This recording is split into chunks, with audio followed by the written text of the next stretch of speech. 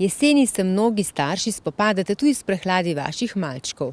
Kako jim lahko pomagamo pri bolečinah v grlu, nam bo zdaj svetoval gospod Robert Terčelj.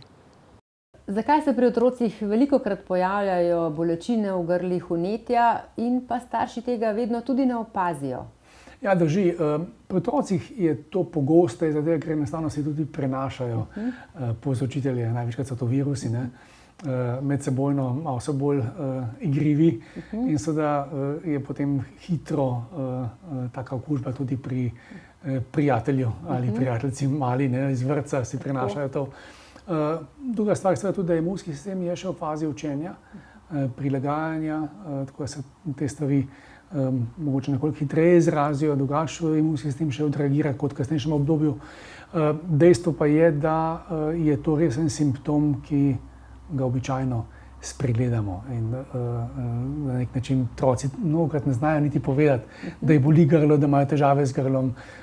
To šele čez čas razvijamo to sposobnost, da jasno povemo, ok, imam pa čutim vneto grlo, imam bolečino v grlu ali pa da jasno poveš, da te peče in tako naprej. Kar je tudi pomembno, ko opišemo eno tako stanje farmacevtov, preden kaj posežemo, da zna nam svetovati pravilno.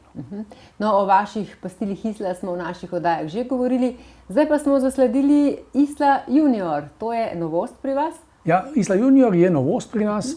Imam tudi škatlico pred sabo, taka tipična otroška bolj. Gre za pastile Isla, ki so narejene prav za bolj otroške potrebe, čeprav v osnovni sestavi niso različne od ostalih Isl, to pomeni, še vedno imajo enak odmerek islandskega lišaja, kar je zelo pomembno. Islandski lišaj tudi deluje površinsko, se veže tudi z slino, ko v otroških grlih je ravno tako vlažna, in ta islandski lišaj, ki ga izlužimo učinkovino iz pastile, naredi naravno zaščito grla, kot temu rečemo. Skratka, otroško grlo nekako zaščiti. Sluznica je takrat velikokrat vneta, to, kar otroka sili v suh, temu pravimo tudi grleni, dražeč kašelj, malo težje požira lahko in tako naprej. Gre za tako naravno zaščito, naravno pomoč pri tem. Torej, to ni protibolečinsko močno zdravilo, kot ga imamo mnogokrat lahko na voljo tudi pri bolečinah za grlo. Pri otroških grlih pač gre za nekaj tako bolj naravno rešitev, ki pa je tudi dokazano učinkovita. In kdaj točno naj dajo mamice to pastilo otroku? Torej, kadarkoli ima otrok težave, akutne težave z žrelom oziroma grlom, kot posledica neke virusne okužbe, tipične, lahko tudi bakterijske, čeprav ti so vse zdravi, seveda tudi na drug način, pa kljub vsemu.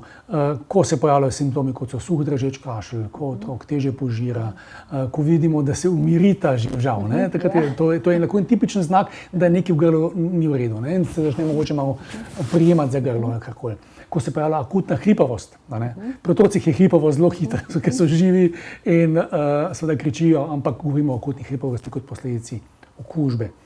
To so stanja, kjer so zelo pomembne. Skratka, naravna zaščita grla v tem zelo širokem pomenu, na način, ki je neagresiven, prijazen otroku in tudi prijetnega okusa, tako da otrok lažje poliže tako pastilo. In za razliko od klasičnih pastil Isla ali pa močnejših pastil Isla Medic, so to pastile Isla Junior, ki so nekoliko mehkejše, niso pretrde za otroke, to ne bi bilo prijetno, in nekoliko debelejše, tako da ne zdrhne kar tako skozi. Počasi otrok to poliže, ne more tako prežvečati kot kakšne gumijaste medvedke, ampak gre kljub vsemu za pravi pripomoček za težave z grlom. Hvala lepa za vse te informacije, v tem času bodo prišle zelo prav. Ja, verjamem. Srečno.